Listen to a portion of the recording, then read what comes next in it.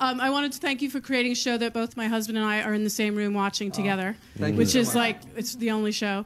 The Bachelorette? Well, no, it's just you've managed to cross a lot of demographics, which I think is fascinating. But I wanted to know how much the social web is impacting your storylines. Just the last show alone, I was watching Twitter the whole time, and both of you kept getting mentioned for Emmys. I mean, there were so many Twitter feeds about, oh my God, for God's sakes, give these people Emmys. So I'm sure the Academy's paying attention to that. But I'm just wondering, how much after each episode are you using that for story development? I think that what's amazing about writing a television show in this day and age is that the feedback is constant and immediate. And we know that we could write an episode that would just make the fans online thrilled. But it might not be the best story to tell. People hated Bolivia at first. At first, yeah. And yes, you can't read these. And people hated her because she was replacing Olivia with Peter, which is exactly the feeling that we wanted. It's what Akiva mentioned about rooting interest earlier.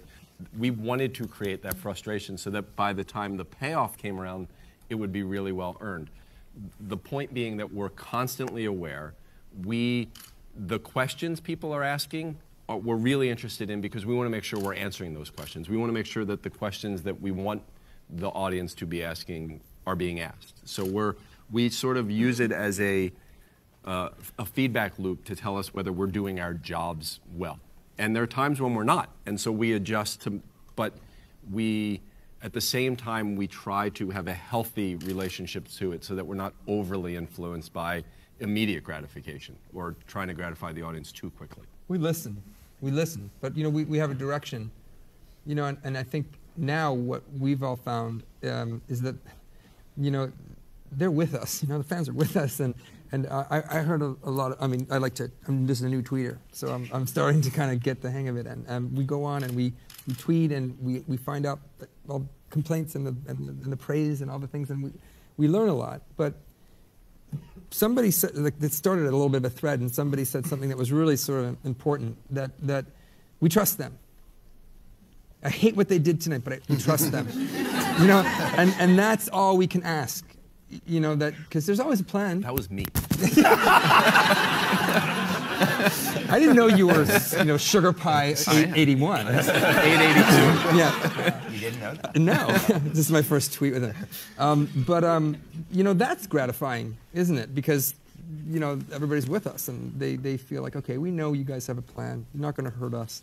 People feel really passionately about Fringe, and every little choice for us is, sweat making. Well, and that's unique because since Batman and Robin, I have stayed off your worldwide interweb.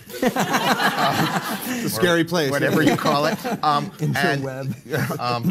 The truth is, the people who are on the internet talking about Fringe are smart and are really wondering what we're doing the same way we're wondering what we're doing. It's sort of like a bigger writer's room. And that's fun. I mean, we don't have to pay them either. Even more fun. But, it's a very smart group, which is not necessarily what you get with every object. Yeah.